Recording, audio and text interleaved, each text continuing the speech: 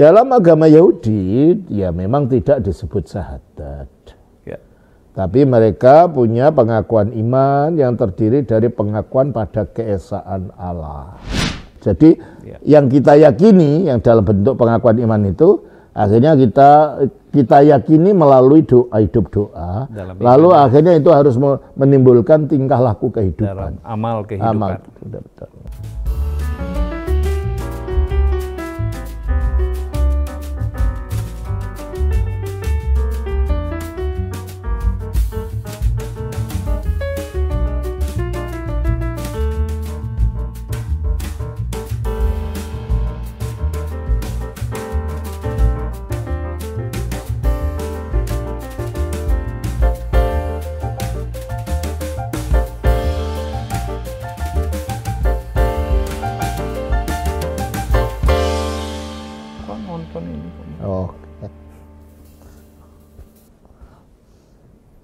God lovers, selamat datang dalam talk show yang penuh refleksi dan pemahaman ini.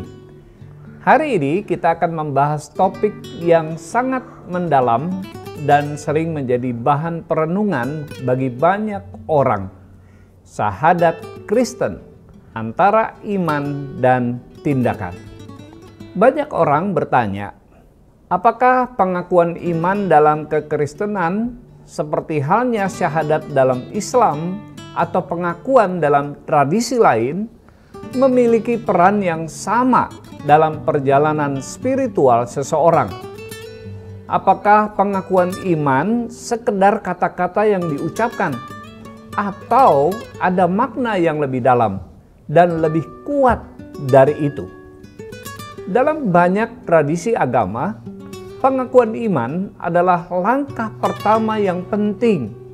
Tetapi dalam kekristenan kita sering mendengar bahwa iman harus diwujudkan melalui tindakan sehari-hari. Bersama dengan narasumber kita yang terhormat, Romo Episkop Daniel Biantoro, kita akan menyelami lebih dalam tentang bagaimana pengakuan iman dalam kekristenan. Bukan hanya soal apa yang kita ucapkan, tetapi bagaimana itu tercermin dalam kehidupan kita. Kami akan membahas pengakuan iman yang lebih hidup, yang menghubungkan kata-kata dengan tindakan yang nyata. Mari kita buka hati dan pikiran kita untuk mendalami makna sesungguhnya dari pengakuan iman yang tidak hanya mengandalkan kata-kata, tetapi juga dihidupi di dalam kehidupan sehari-hari. Sebelum kita memulai, kita sapa dulu narasumber kita. Shalom Romo, apa kabar? Shalom Mbak Martin, kabar baik. Semoga saudara-saudara yang menonton juga baik-baik saja. Terima kasih sudah hadir kembali di acara Diaspora TV Talk Show. Terima kasih atas undangannya kembali untuk kita berdialog. Amin. Namun sebelum kita mulai, mari kita bersatu dalam doa dulu ya Mo. Ya, mari silakan. Saudara-saudara, mari kita bersatu dalam doa. Bapa di surga, Allah yang kami kenal, kami sembah di dalam nama Tuhan Yesus. Kami sungguh bersyukur untuk bincang-bincang kami hari ini. Kami mohon Roh Kudus menuntun kami, memberikan kami hikmat, mengurapi setiap kami dan memberkati setiap God lovers yang menyaksikan bincang-bincang ini. Biarlah melalui hal ini kami semakin mengerti dan semakin mencintai Tuhan yang kami sembah dan kami kenal di dalam Tuhan Yesus. Terpujilah namamu, di dalam nama Tuhan Yesus kami berdoa. Amin. Amin. God lovers, kami mengingatkan kepada Anda semua untuk like video ini dan memberikan komentar di kolom komen di bawah video ini. Dan bagi Anda yang baru menemukan channel Diaspora TV, kami ucapkan selamat datang. Dan jangan lupa subscribe dan mohon tekan bel notifikasi. Karena dengan begitu, Anda menjadi orang yang pertama yang akan dikirimkan notifikasi oleh YouTube setiap kali kami ada konten baru. Saudara yang dikasih Tuhan, kita akan memulai bincang-bincang kita. Romo, apa definisi dari syahadat dalam konteks agama Islam dan Yahudi? Karena Romo kan memang latar belakangnya dari Muslim. Nah, apa perbedaan utama antara syahadat dalam Islam dan Shema dalam Yudaisme? Terima kasih. Kata syahadat itu berasal dari kata ashadu. Ashadu. Aku menyaksikan, aku bersaksi. Ya, kesaksian ini adalah kesaksian iman. Yang dalam konteks Islam, kesaksian iman terdiri bahwa Allah itu hanya satu dan Muhammad itu adalah utusannya. Aku bersaksi bahwa tiada Tuhan, tiada sesembahan selain Allah, dan bahwa Muhammad itu utusan Allah. Itu artinya syahadat itu. Dalam agama Yahudi, ya memang tidak disebut syahadat. Ya. Tapi mereka punya pengakuan iman yang terdiri dari pengakuan pada keesaan Allah. Yang berasal dari ucapan bangsa Yahudi mengenai apa yang diajarkan Nabi Musa di dalam kitab Taurat, kitab Ulangan, pasal 6 ayat 4. Dengarlah orang Israel, Tuhan itu Allah kita, Tuhan itu Esa. Dengarlah hai orang Israel, Tuhan itu Allah kita, Tuhan itu Esa.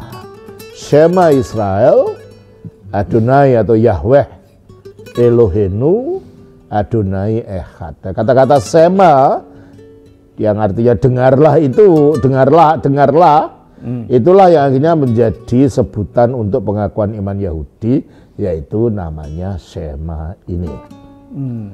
Namun demikian, ya, di dalam perkembangannya ada seorang rabi Yahudi yang terkenal yang bernama Maimonides memberikan rincian pengakuan agama Yahudi dalam 3 bentuk pengakuan iman, ya. 1, percaya pada keberadaan Sang Pencipta yang sempurna di dalam segala macam eksistensinya, dan dia penyebab utama dari segala sesuatu yang ada. 2, percaya pada keesaan Allah yang absolut dan tidak ada kesejajarannya. Yang ketiga, percaya kepada ketidakjasmanian daripada Allah, daripada Elohim, dan bahwa dia tidak terpengaruh oleh kejadian-kejadian jasmani, misalnya gerakan atau istirahat atau tinggal di sesuatu tempat. Keempat, percaya kepada kekekalan Elohim. 5, perintah untuk menyembah Elohim secara eksklusif dan tidak boleh menyembah ilah-ilah yang palsu. 6, percaya bahwa Elohim berkomunikasi dengan manusia melalui nubuat. 7, percaya pada nubuat yang utama dari guru kita Musa. Ketujuh, percaya pada asal-usul ilahi dari kitab Taurat. 9, percaya ketidakdapat perubahan dari Taurat. 10, percaya pada kemahatauan dan penyelenggaraan ilahi dari Elohim. Percaya pada hadiah pahala dan hukuman dari yang ilahi. 12, percaya pada kedatangan Mesias atau Al-Masih pada zaman mesianik itu. Dan 13, percaya pada kebangkitan orang mati. Jadi adalah kebiasaan dari jemaah Yahudi untuk melafalkan 13 artikel ini yang diucapkan agak semacam puisi gitu ya. Dimulai dengan ucapan Anima Amin, aku percaya. Ini sejak tahun berapa ya, Mo? Abad ke-13 kalau saya tidak salah. Abad ke-13 ya. Oh. Setiap hari sesudah doa pagi di sinagoga, yaitu tempat ibadahnya orang Yahudi. Nah, begitu ya. Iya. Jadi kalau orang Yahudi biarpun syahadatnya yang dibunyikan cuma satu, tapi pada akhirnya di situ ada pengakuan iman ada 13. Sementara dalam Islam biarkan syahadatnya cuma berbunyi 2, percaya pada satu Allah dan Muhammad sebagai Rasul, tapi ada rukun iman yang jumlahnya 6. Percaya pada Allah yang Esa, percaya adanya malaikat dan jin, percaya adanya para nabi, adanya kitab-kitab yang diwahyukan, yaitu Taurat, Zabur, Injil, dan Quran. Percaya pada nabi-nabi yang jumlahnya 25. Percaya adanya takdir. Percaya adanya hari berbangkit, pengadilan, dan hari berbangkit. Itu isi daripada pengakuan iman Islam atau rukun iman. Iya, terima kasih Romo. Kita sudah mendengar tentang isi syahadat menurut agama Yahudi dan juga isi syahadat menurut agama Islam. Nah, mengapa dalam Islam dan Yahudi syahadat atau pengakuan iman dianggap sebagai langkah penting dalam perjalanan spiritual umat? Ya, karena pengakuan iman itu merupakan fondasi daripada keyakinan. Dan merupakan landasan bagaimana dia harus mempercayai apa yang dipercayai. Nah, kalau tidak ada tuntunan ini nanti kepercayaannya gimana? Ngarang sendiri. Makanya ada pengakuan iman ini. Terus? Ya, Romo, apakah dalam kekristenan ada tradisi pengakuan iman yang serupa dengan syahadat dalam Islam? Dalam gereja-gereja purba ada. Oh. Sampai zamannya Luther masih ada, bahkan mungkin zamannya Calvin. Tapi dalam gereja-gereja modern itu karena mereka sama sekali tidak peduli sejarah. Pengakuan iman itu dihilangkan lalu karanglah pengakuan iman yang baru yang bukan berasal dari tradisi dari zaman purba. Ya, salah satu pengakuan iman atau syahadat ini, ya kalau kita menyebutnya pengakuan iman dalam gereja purba ini, yang di Barat Katolik, itu adalah pengakuan iman Nikea, pengakuan iman Rasuli, dan pengakuan iman Athanasius.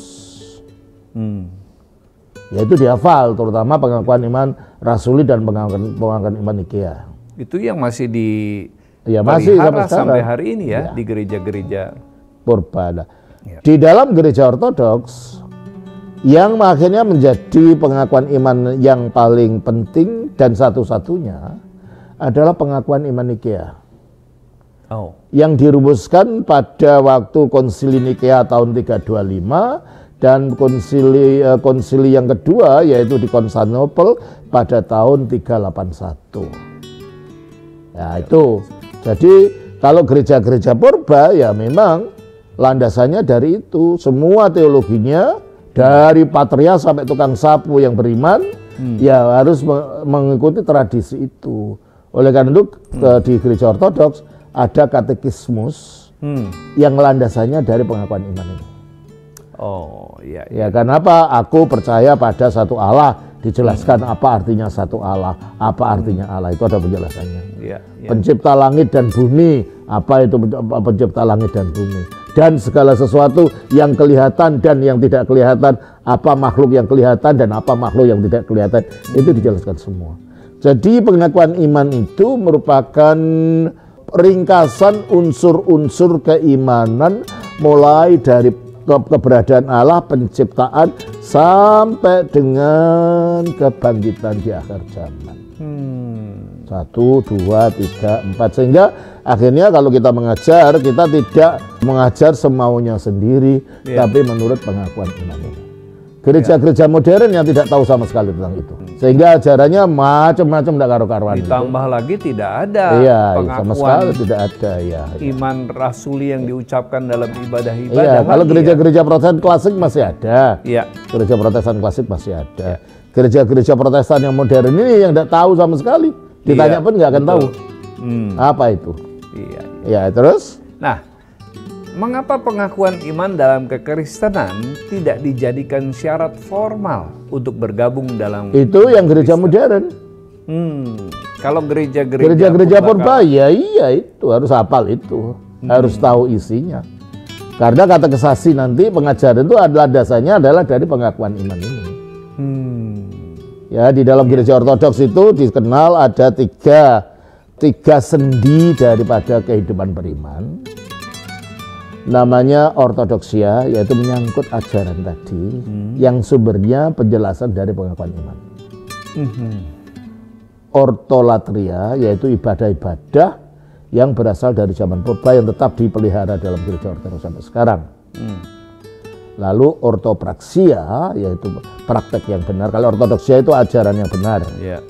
Terus ortolatria itu ibadah yang benar. Ortopraksia itu artinya praktek hidup yang benar, amalan yang benar.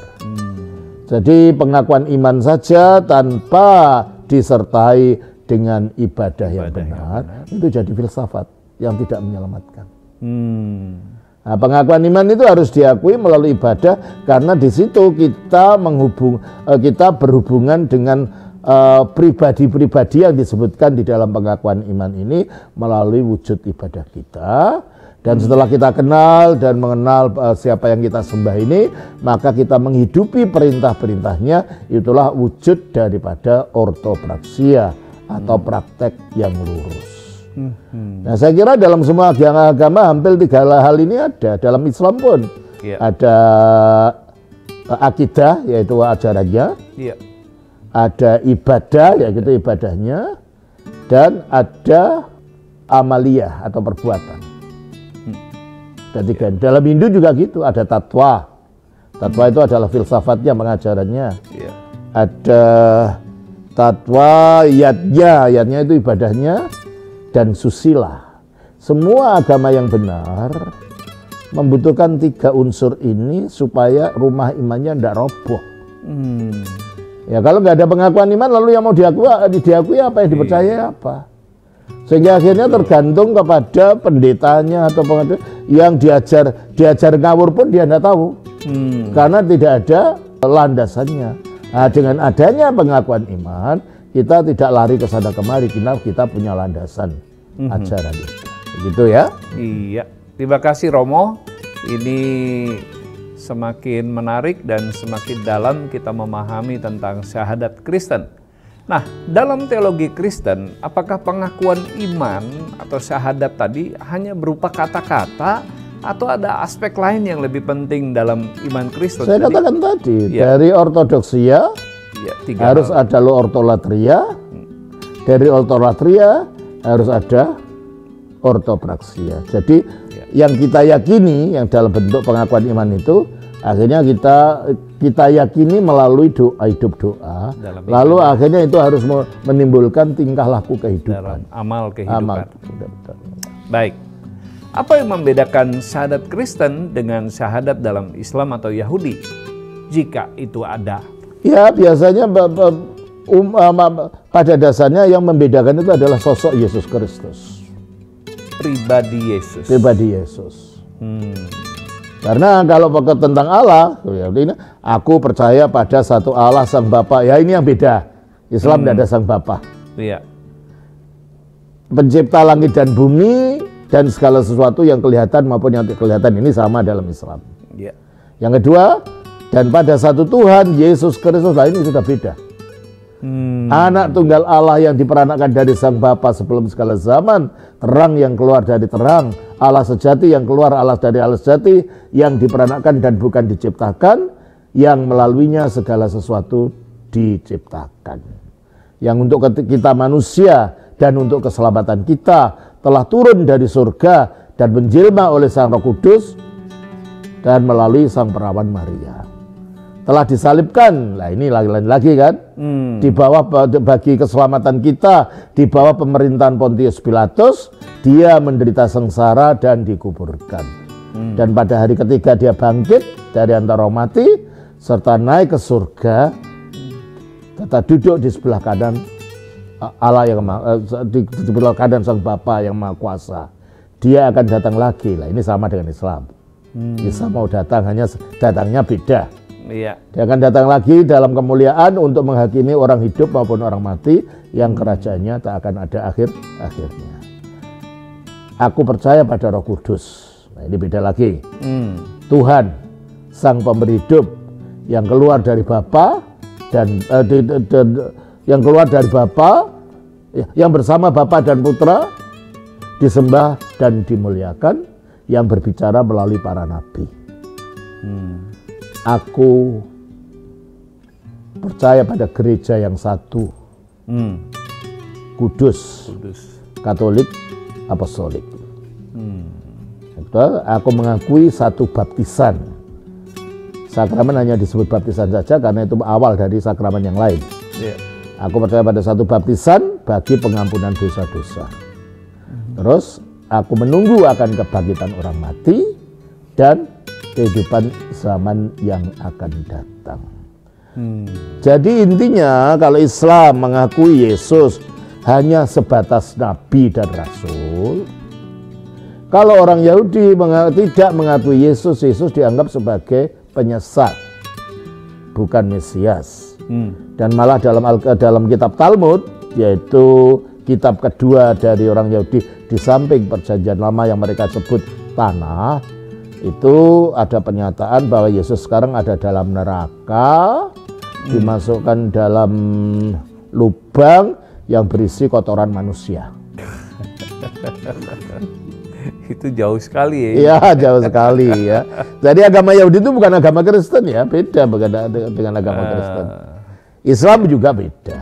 Ada mirip tapi ada beda. Dan umumnya dua-duanya perbedaannya terletak pada siapa Yesus itu. Intinya pada Yesus itu yang membuat perbedaan. Iya. Nah, Romo, bagaimana sejarah syahadat para rasul dan syahadat Nikea di dalam perkembangan gereja Kristen? Kalau sejarah syahadat para rasul itu sebenarnya pengakuan iman dari gereja barat yang berpusat di Roma. Dan menurut sejarahnya, masing-masing rasul berkumpul sebelum mereka diutus untuk menyebar ke seluruh dunia.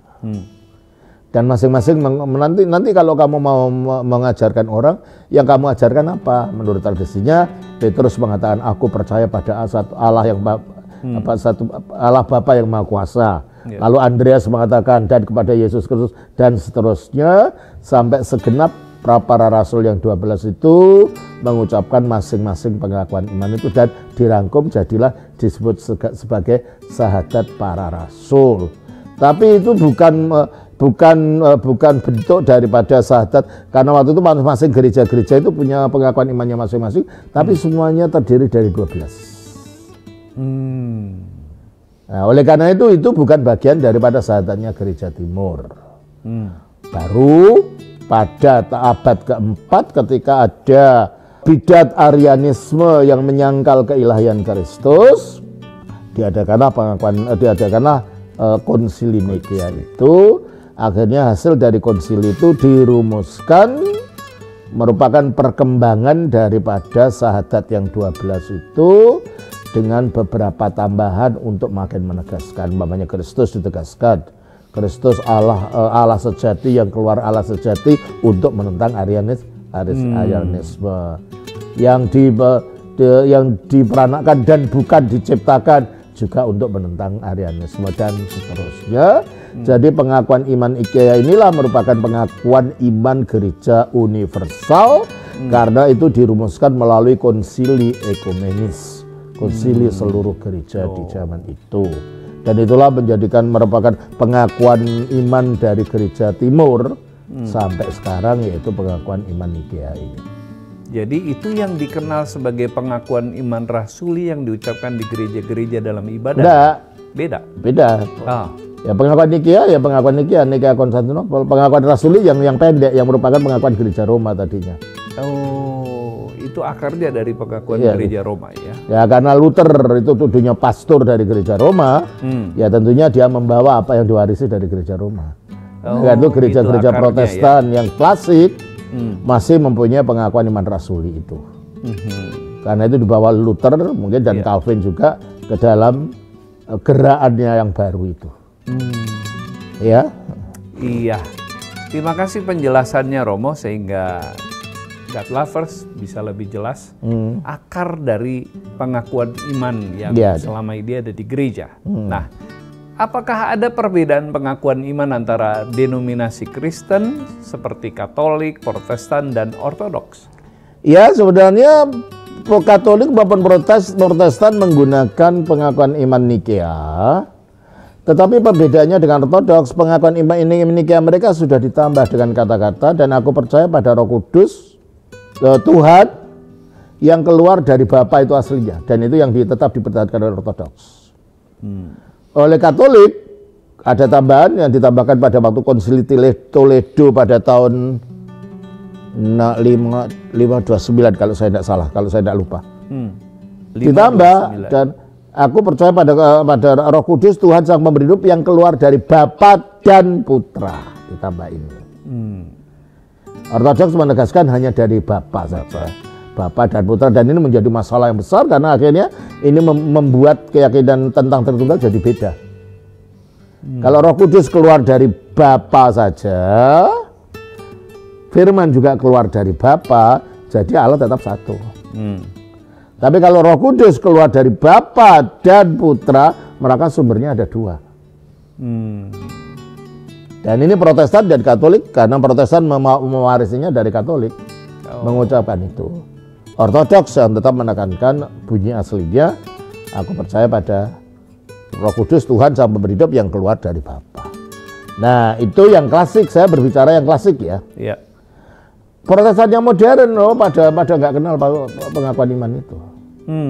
Mereka tidak punya, banyak yang ngarang-ngarang sendiri.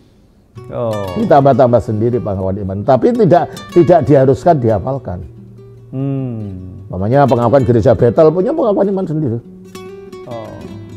Nanti pengakuan gereja GPDI mungkin punya pengakuan imannya sendiri.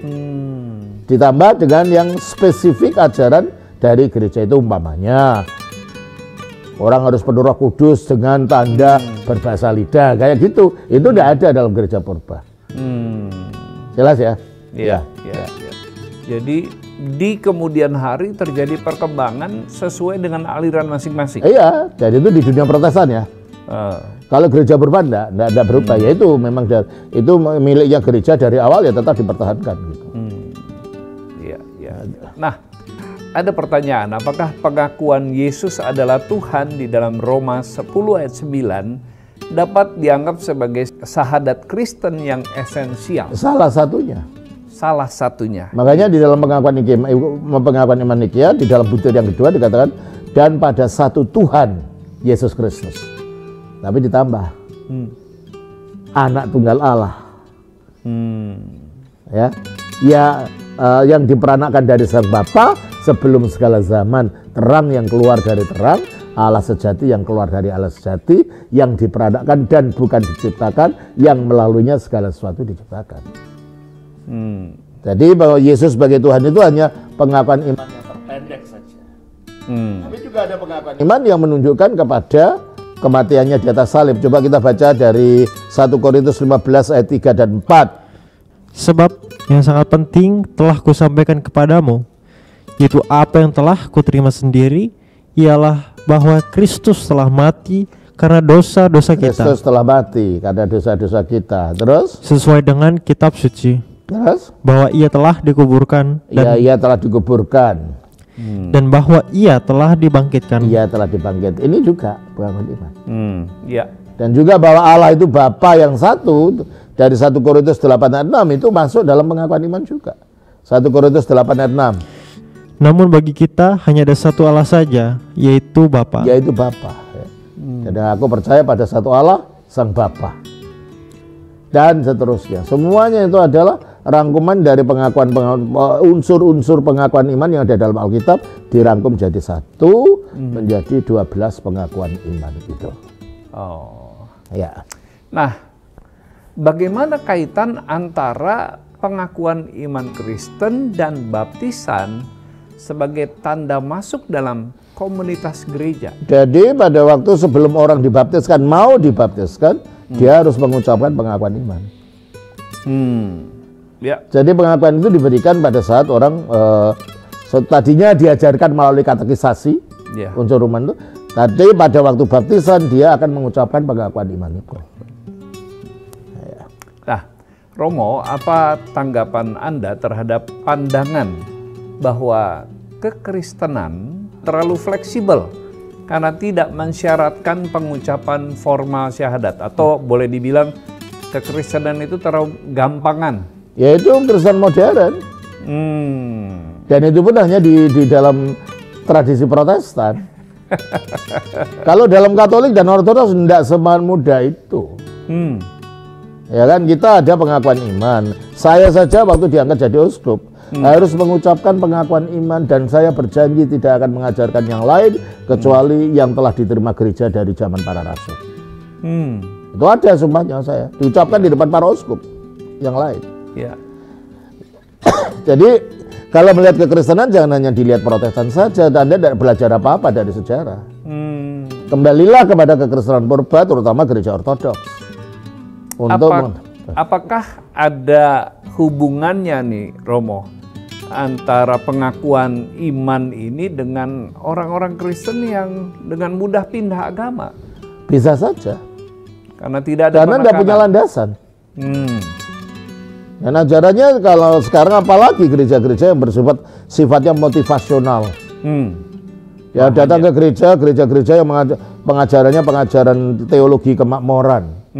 Datang ke gereja tidak diajar teologi, tidak diajar landasan iman Kristen yang benar. Hanya datang ke gereja supaya mendapat berkat jasmani, supaya mendapat kesembuhan. Lalu orang diajar apa?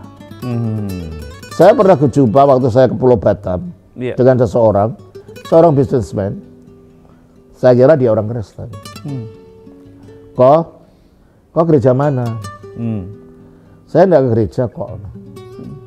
Dia bilang bahwa dia pergi ke suatu tempat ibadah agama non-Kristen, di mana di situ ada dewanya yang sangat berkuasa katanya, sehingga bisnisnya dia punya 5 pabrik katanya, akibat pertolongan daripada dewi ini, yang di dalam rumah ibadah yang diakuinya itu. Loh, kalau iman Kristen mengabarkan tentang mau kemakmuran lalu berhadapan dengan orang ini, apa yang akan dikabarkan? Ini lebih sukses lagi. Jadi dia sampai punya 5 pabrik. Makanya orang Kristen harus kembali kepada ajaran gereja mula-mula, kembali kepada ajaran gereja purba. Jangan ngikuti yang baru-baru terus. Nanti kamu tidak punya landasan imanmu. Imanmu hanya iman emosi saja, emosional, motivasi. Khotbah-khotbah pun isinya motivasi-motivasi. Iya. Apa yang kamu pelajari, apa yang kamu lihat imanmu dengan cara itu. Ya? Iya. Terus.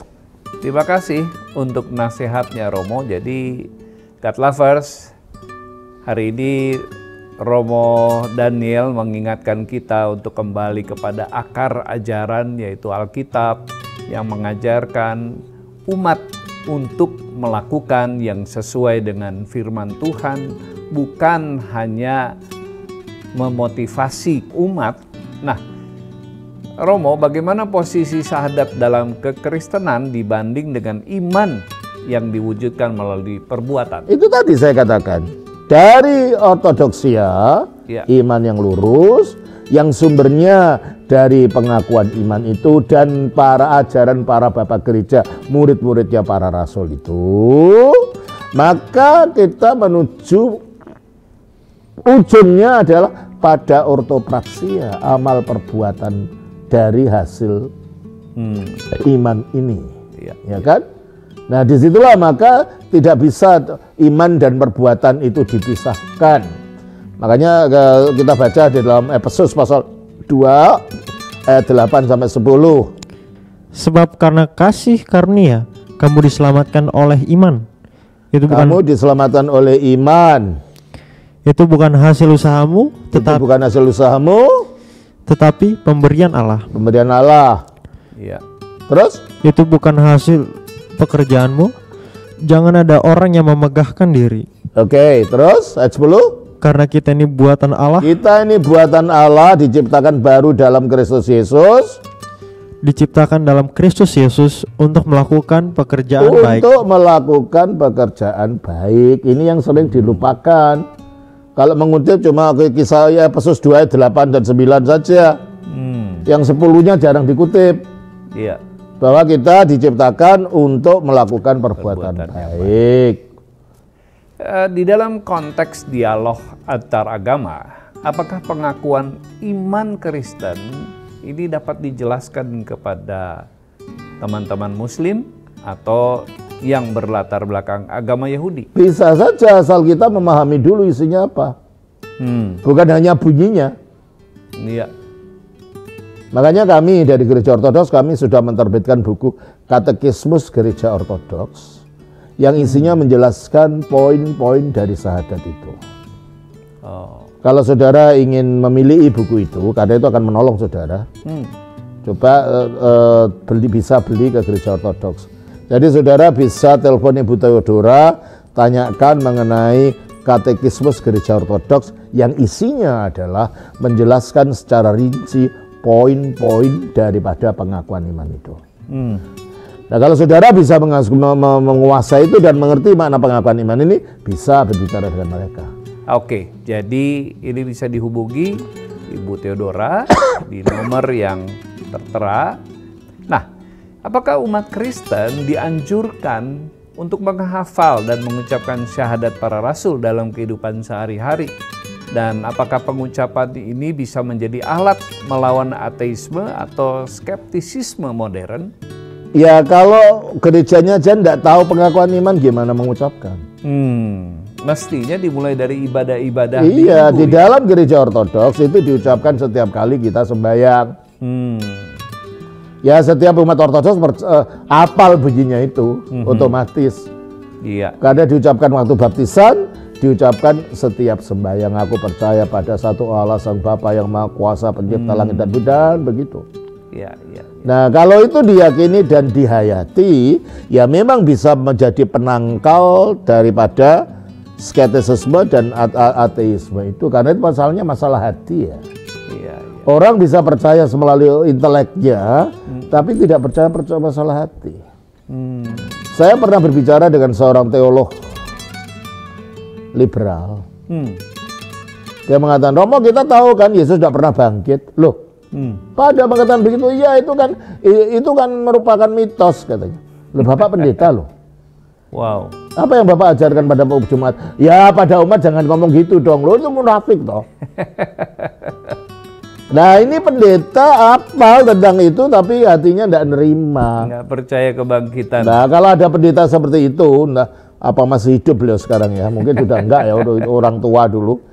Kalau ada pendeta bisa berseperti itu, apalagi orang awam gitu loh. Iya. Maka pengakuan iman itu sendiri tanpa dijelaskan dan tanpa dihayati melalui ibadah, melalui keyakinan, ya tidak akan bisa menangkal apa-apa. Iya. Karena itu masalah hati gitu ya.